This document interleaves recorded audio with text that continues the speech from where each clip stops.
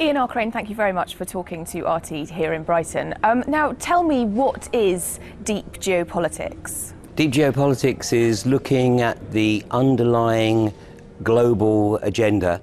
It's an agenda that is multi-generational and outside the bounds of, shall I say, the day-to-day perception that's presented in the mainstream media.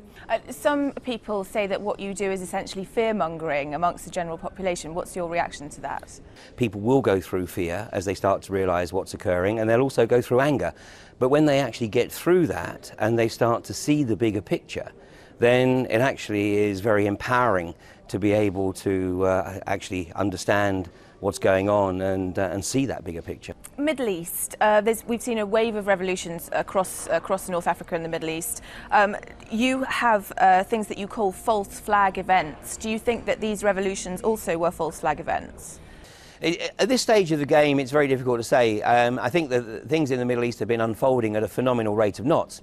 What I do perceive, though, is that the ultimate target was indeed Libya all along. Let's just have a look at a couple of things here. On January the 4th of this year, the UN was about to release a report which actually was praising Gaddafi as a model leader in the Arab world. And let's just also recognise one remarkable piece of coincidence. All of the countries that are tagged by the mainstream media on behalf of the political elite, all of the countries tagged, such as Venezuela, Cuba, Libya, Iraq, Iran, North Korea, all have one thing in common, or had one thing in common, and that is they are free of debt from the World Bank. That they are not locked into the World Bank and the IMF. They have their own banks, they issue their own currency.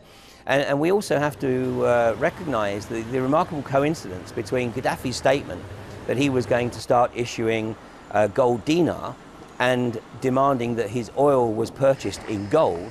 And then the next thing we know, of course, then we have a popular uprising.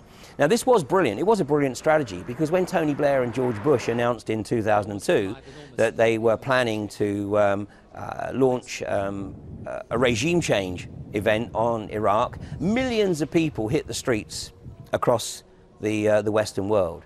But this time, effectively, the same has or is in process in Libya as was done in Iraq.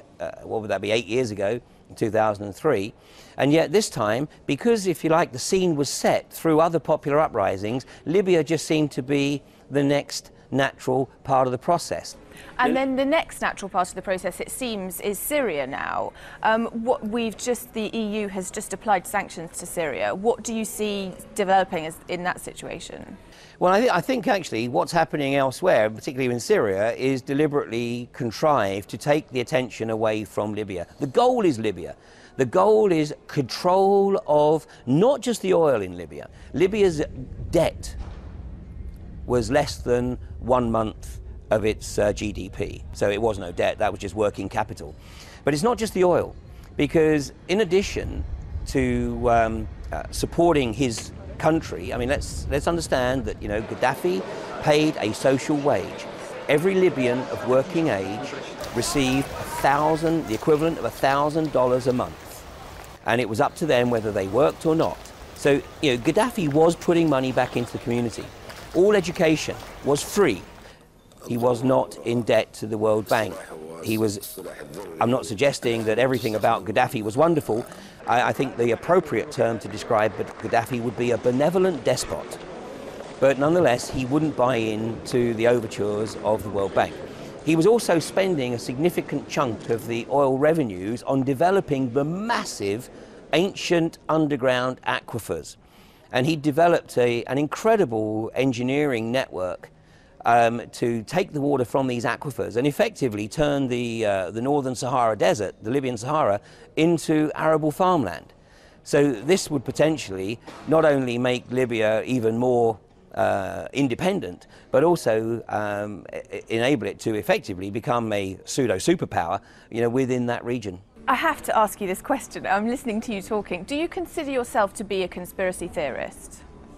No, I analyse the deep geopolitical agenda.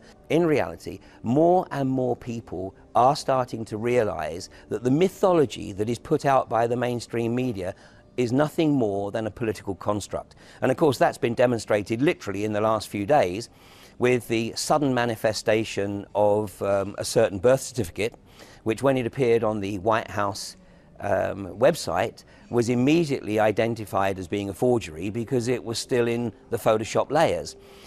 In the event that the media, particularly of course the US media, then needed something of enormous magnitude to take the birth certificate issue off of the front pages, so they decided that they needed to murder Osama bin Laden for what is at least the third time.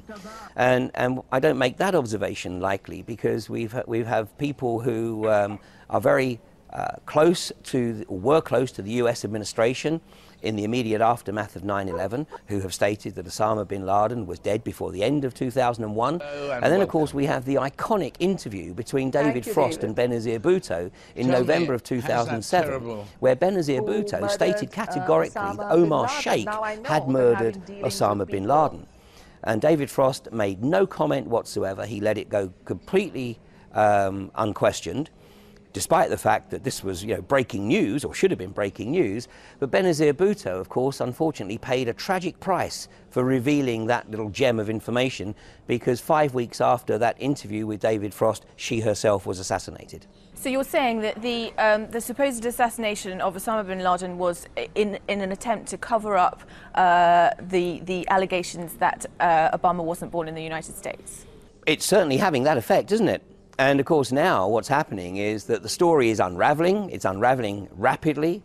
The US administration is finding it extremely difficult to stay with a single script, because more and more people are starting to spot holes in the script, and of course as they ask more questions, and it's like any lie. Once people are exposed as lying and you probe that lie, then they have to come up with more lies to cover the gaps in the original lie. I mean, we saw this piece of footage that was released that was allegedly Osama bin Laden watching TV in his luxury compound. And I mean, close analysis of that photograph shows that it's nothing like any of the photographs of Osama bin Laden. But I mean, this story has still got some legs. I'm not suggesting that after a few days we know all the facts. But what I am suggesting is that people should not be taking the version of events offered by the mainstream media at face value, and we should actually take it as beholden upon all of us to dig as deeply as possible to establish what we believe to be the truth. It's just over a year since the massive oil spill from BP in the Gulf of Mexico. You suggest that it wasn't in fact caused by a technical failure or incompetence in any way, that you think that something deeper and more sinister lurks behind it. Well, my reason for that belief is that there are some very, very important questions that both BP and the US government have done their utmost to make sure don't get asked. And to be very specific, the Deepwater Horizon at the time had one of BP's most experienced company men on the rig. It was a guy called Ronald Sepulvado.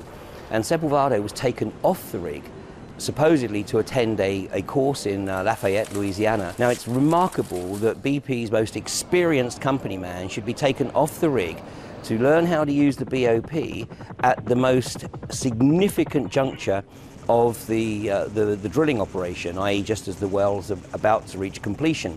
The person that was put on the rig to replace Sepulvado was a guy called Bob Kaluza. Now, Bob Kaluza is the complete antithesis of Sepulvado. He was a young guy, he had no deep water drilling experience, his only experience was land drilling, and he was the main man, he was the head honcho on the rig when the disaster occurred. Why BP would want to deliberately pour oil into the Gulf of Mexico? I'm not suggesting that the script was actually written by BP. In fact, individuals within BP, unfortunately, are potentially part of, how shall I say, a hidden hierarchy. The questions need to be asked. Who took the decision to put Bob Kaluza on that rig? These are questions that haven't been properly answered by the Gulf Coast hearings. And Bob Kaluza has declined to appear before the Gulf Coast hearing by pleading the Fifth Amendment, i.e. that if he does give evidence, any evidence he gives may likely incriminate him. And people can look this up for themselves and see the YouTube video clip of the United States Senate deliberately overturning the request for the Gulf Coast hearings to be given the power subpoena. Now, if the Gulf Coast hearing had been given the power subpoena, it could have not only demanded that Bob Kaluza actually appear before the hearing, it could have demanded that Bob Kaluza shares what he knows occurred on that rig immediately prior to the blowout. What could possibly be the reason for essentially deliberately spilling millions of barrels of oil into the Gulf of Mexico? What is the purpose of it? I believe that the purpose of this was a population reduction event. We've already seen elements of population reduction in the Gulf Coast area after Katrina, where many of the black residents of the area have not returned to New Orleans. In some cases, they haven't been permitted to return to New Orleans because there's absolutely nowhere for them to go, because they're not being permitted to return to their former residence. So what you're suggesting is that governments and big business are colluding to cull populations. And why would they target the population that lives on the coast of the Gulf of Mexico? Because basically they want to turn it into a massive oil production arena. The reality is that the effects of that disaster are not being reported and have never been reported really outside of the Gulf Coast region. It's not just the oil and the mix of the dispersant corrects it. And Corexit is extremely toxic. Its toxicity is 10 times that of oil alone. And the reason that Corexit was poured onto the slick was to break up the slick, but also to force it below the surface of the Gulf. Because under federal law, a BP's liability would be related to the size of the visible slick. So if you can remove the visible slick, then you reduce the liability. Now, the other effect that that's having is that it's actually killing the marine life in the Gulf, because it's causing a dead zone. Because as the slick descends, then all life beneath it effectively dies because it's not getting the natural sunlight. Ian R. Crane, thank you very much. Thank you.